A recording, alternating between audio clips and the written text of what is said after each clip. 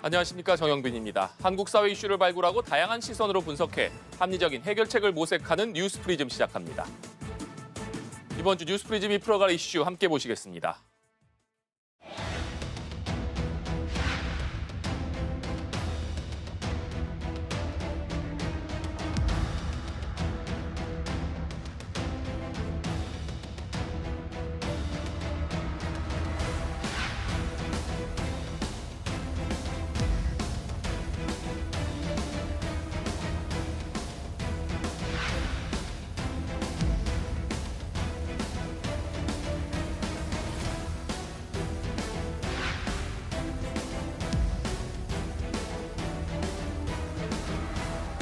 지금 반도체 업체들의 밸류에이션이 비싼 편이기는 한데 그럼에도 불구하고 내년 내후년 업황까지 계속 좋을 가능성이 높기 때문에 아마 주가가 쉽게 꺾이진 않을 것 같아요.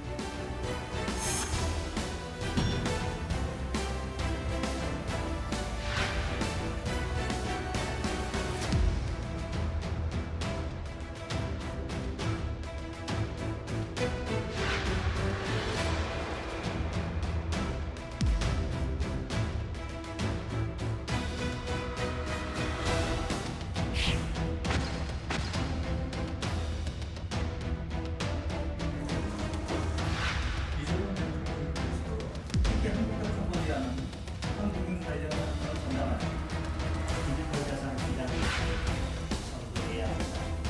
관련한 대한민국을 돌려줍니다. 이것이 바로 국민의 힘입니다.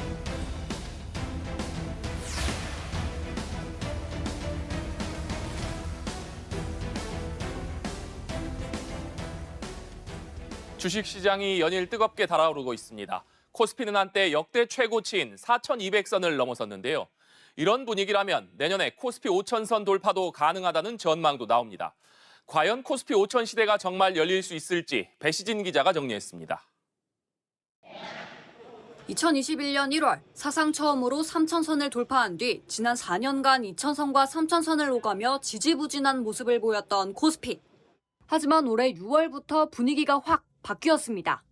새 정부가 출범하면서 정치적 불확실성이 걷히고 상법 개정 등으로 이재명 대통령의 코스피 5,000 시대 공약에 대한 기대감이 커지며 지수는 단숨에 3,000선을 회복했습니다. 이후에도 코스피 상승은 거침이 없었습니다. 지난 9월 약 4년 만에 장중 사상 최고치를 갈아치운 뒤 연일 사상 최고치 경신 랠리가 이어졌습니다. 10월 추석 연휴를 앞두고는 사상 처음으로 3,500선을 돌파했고 그로부터 약 3주가 지난 10월 27일 전임 미답의 4,000선 고지마저 뚫었습니다. 전 세계적인 반도체 호황과 함께 상법 개정안 추진 등 정부의 정책 드라이브가 맞물리면서 불장세가 펼쳐졌다는 분석입니다. 반도체와 관련된 그런 긍정적인 시장 전망이 계속해서 유지되고 있다는 점, 그다음에 정책 모멘텀도 계속해서 이어지고 있다는 이런 부분들이 시장 투자자들의 투자 심리에 긍정적인 그런 영향을 미치고 있는 것 같습니다. 여기에 최근 한미 관세 협상이 극적으로 타결되고 에이펙 정상회담도 성공적으로 마무리되면서 코스피가 추가 상승 동력을 얻었습니다. 특히 에이펙을 계기로 15년 만에 방한한 젠슨 황 엔비디아 CEO가 우리 정부와 기업의 26만 장의 그래픽카드, GPU 공급을 깜짝 발표하면서 반도체주가 날개를 달았습니다. 지난 3일 삼성전자가 11만 전자를 달성했고 SK하이닉스도 60만 원 위로 뛰어오르면서 코스피 종가는 4,200선까지 치솟았습니다. 코스피가 5,000선까지 1,000포인트도 남지 않으면서 시장에서는 코스피 5,000 돌파에 대한 기대감이 나날이 커지고 있습니다. 일각에서는 당장 내년 5,000피 달성이 가능할 것이라는 관측도 나옵니다. 국내 반도체 업황의 슈퍼사이클 자체가 단기적으로 끝날 것 같지는 않고요. 코스피 5천을 생각보다는 일찍 내년에 달성할 가능성도 있다. 글로벌 투자은행 JP모건도 12개월 기준 코스피 목표치를 5,000으로 상향 조정했고 강세장이 이어질 경우 6,000선까지 오를 수 있다고 전망했습니다. 하지만 아직 넘어야 할 산도 많습니다. 5,000피 시대 개막을 위해서는 정부의 주주 환원 정책에 발맞춰 기업도 꾸준히 노력해야 한다는 지적이 나옵니다. 투자자들, 이사회 중심의 어떤 그러한 의사결정이 앞으로도 계속 더 효과적으로 일어나서 회사가 더욱더 가치 중심의 경영을 할 수 있는 그런 관행과 풍토가 형성돼야 한다고 봅니다. 배당소득 분리과세, 자사주 제도 보완, 대기업과 중소기업 간 양극화 해소 등도 앞으로 해결해야 할 숙제로 꼽힙니다. 만년 저평가 시절을 딛고 4,000선까지 올라선 코스피. 이제 눈앞으로 다가온 코스피 5,000 시대 개막에 시장의 관심이 쏠립니다. 연합뉴스TV 배시진입니다. 증시가 연일 상승하고 있지만 개인 투자자들의 마음은 조금 복잡합니다. 상승 랠리에 뒤처지지 않으려는 심리와 반등장에서 수익을 실현하며 빠져나오려는 심리가 공존하고 있기 때문인데요. 강세장을 지켜보는 시민들의 마음은 차승은 기자가 취재했습니다. 코스피는 올해 사상 첫 4,000선을 돌파하며 새 기록을 써내려가고 있습니다. 반도체주가 코스피 랠리를 이끈 가운데 삼성전자 주가는 10만 원 선, SK 하이닉스는 60만 원 선을 넘어서기도 했습니다.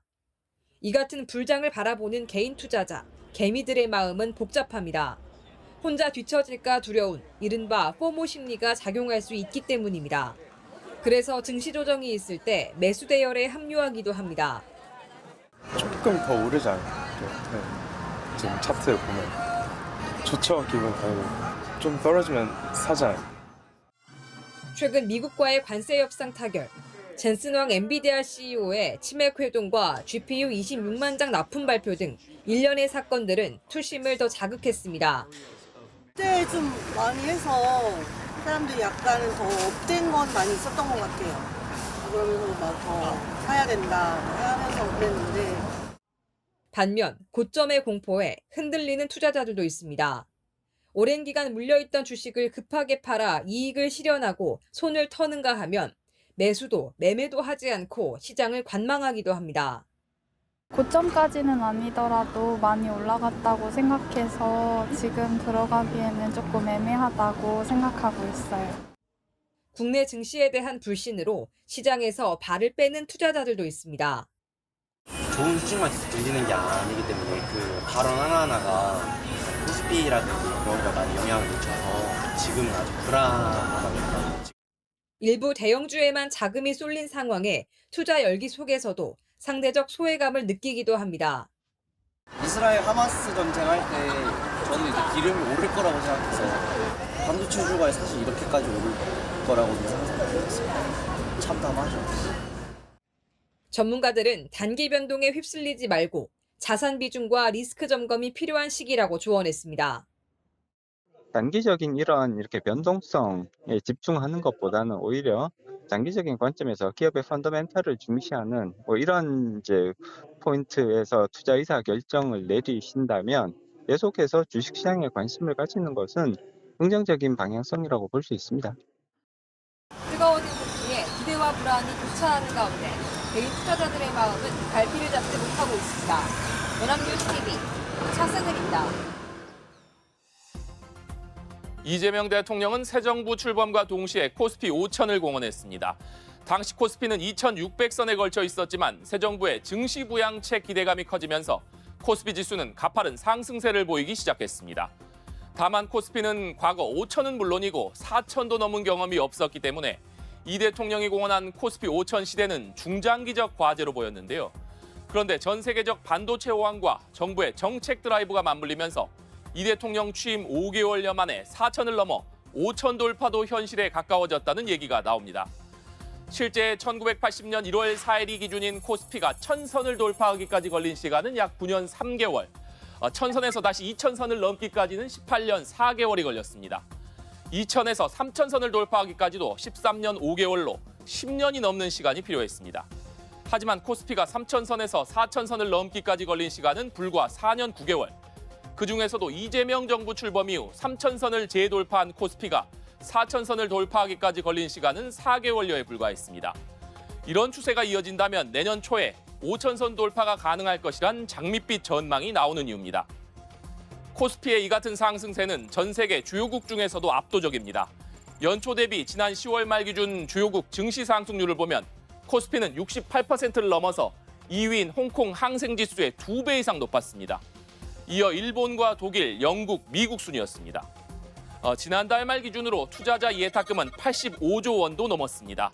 투자자 예탁금은 고객이 증권사 계좌에 맡겨놓은 잔고의 총합을 의미하는데 통상 주가 상승 기대에 비례해서 늘어납니다. 투자자 예탁금이 80조 원을 넘어선 것도 사상 처음입니다. 반면 은행 예금은 한 달 사이 20조 원 넘게 빠져나갔습니다. 국내 5대 주요 은행의 지난달 말 요구불 예금 잔액은 한 달 전보다 20조 2천억 원 가까이 줄었는데 상당 부분이 부동산 시장이나 주식 시장에 흘러들어간 것으로 추정됩니다. 과도한 투자 열기로 인한 우려의 목소리도 나오고 있습니다. 돈을 빌려 투자하는 이른바 B2 현상이 과열되고 있기 때문입니다. 실제 투자자들이 증권사로부터 자금을 빌려 주식을 사고 아직 갚지 않은 금액을 뜻하는 신용거래 융자 잔고는 우상향을 거듭하고 있습니다. 10월 말 신용거래 융자 잔고를 보면 일주일여 만에 1조 원 넘게 증가했습니다. 이렇게 빚을 내서 산 주식은 상승장 때는 수익을 증폭시킬 수 있지만 대출 담보가 되기 때문에 자칫 주가가 하락해 담보 가치가 떨어지면 증권사가 강제 처분해 손실이 급증할 우려도 있습니다. 예금과 마찬가지로 자유롭게 인출할 수 있는 마이너스 통장 대출 잔액도 빠르게 늘고 있습니다. 지난달 말 기준 5대 은행의 마이너스 통장 잔액은 39조 원이 넘었습니다. 한 달 새 5천억 원 넘게 급증한 것입니다. 그러자 한국거래소와 금융투자협회는 과도한 B2의 자제를 당부했지만 빚으로 투자금을 늘려 고수익을 노리는 투기성 레버리지 투자 열기는 오히려 더 뜨거워진 상황입니다. 정치권에선 증시 화랑세를 이어가기 위한 여러 가지 대책을 고심 중입니다. 배당 소득 분리 과세부터 이른바 월급 배당까지 증시를 떠받치기 위해 관련 법안의 연내 처리를 목표로 하고 있는데요. 박수주 기자가 보도합니다. 여당인 더불어민주당은 지난 7월 정부가 세제 개편안을 통해 발표한 배당 소득 분리 과세를 집중 논의 중입니다. 세 부담을 낮춰 고배당을 유도하겠다는 건데 당초 정부는 최고 세율을 기존보다 10%포인트 낮은 35%로 제시했다가 효과가 미미할 것이라는 지적에 따라 원점에서 재검토하기로 했습니다. 여당 내부에서는 주식 양도소득세와 동일한 25%까지 낮춰야 한다는 주장이 나왔고 야당인 국민의힘은 20%까지 언급하고 있습니다. 하지만 부자 감세 논란도 만만치 않은 상황. 배당 소득이 통상 금융 고소득자들에게 집중돼 있기 때문입니다. 재작년 기준 전체 금융소득의 44%를 차지한 건 상위 2%인 6,900명. 한 사람당 평균 20억 7천만 원을 벌어들였는데 배당 소득이 12조 3천억 원으로 이자 소득의 무려 6.5배에 달했습니다. 이 밖에 억 단위의 금융소득을 번 사람 모두 배당 소득이 이자 소득보다 더 많았는데 반면 8천만 원 이하부터는 이자 소득 비중이 더 컸습니다. 민주당은 주식시장 활성화에 무게를 두고 세법 개정안 처리 시한인 다음 달 초 전까지 절충점을 찾겠다는 계획입니다. 근데 이제 자본시장 활성화를 위한 국정과제를 수행함에 있어서 이제 조세 논쟁에 대한 사회적인 인식과 기대가 있어서 거기에 충돌되지 않게 유연하게 가려고 합니다. 구책 세율에 대해서는 좀 더 논쟁을 좀 진행 중이다 이렇게 말씀드리겠습니다. 이와 더불어 자사주 소각 의무화를 담은 3차 상법 개정도 올해 정기국회 안에 추진한다는 방침입니다. 국민의힘에서는 이른바 월급 배당을 내세우고 있습니다. 연간 서너 번인 배당 지급 횟수를 12번으로 늘려 마치 월급처럼 배당금을 받을 수 있게 해 국장에 돈이 최대한 오래 머무르게 하겠다는 겁니다. 아울러 장기 투자자들을 위한 세제상 혜택 등 관련 법안들을 이달 말까지 마련해 정기국회 안에 처리한다는 계획입니다. 단순한 주식시장 부양책을 넘어서 국민의 노후 소득 다변화에도 긍정적인 효과가 있을 것이다. 장기 투자 문화를 제도적으로 뒷받침하려면 인센티브가 반드시 필요하다 이렇게 판단하고 있습니다. 이처럼 투자자를 위한 정책이 우선시되는 가운데 일각에선 지금의 증시 화랑세가 AI 반도체 호황을 의존하는 측면이 큰 만큼 반도체 슈퍼사이클이 꺾일 때를 대비한 산업정책 마련도 서둘러야 한다는 지적이 나옵니다. 연합뉴스TV 박수주입니다. 전문가들은 내년까지 코스피가 추세적 상승을 이어갈 것이란 전망을 내놓고 있습니다. 인공지능, AI발 반도체 슈퍼사이클이 지속될 것으로 보이는 데다 이재명 정부가 증시 부양책을 잇따라 내놓고 있기 때문입니다. 다만 반도체 이외에 다른 업종으로도 상승세가 확산하느냐, 또 기업의 실적 개선이 뒷받침될 수 있느냐 등이 변수로 꼽힙니다. 한국 증시가 그동안 발목을 잡아왔던 코리아 디스카운트를 떨쳐내고 5,000피 시대를 열 수 있을지 주목됩니다. 이번 주 뉴스프리즘은 여기까지입니다. 시청해주신 여러분 고맙습니다.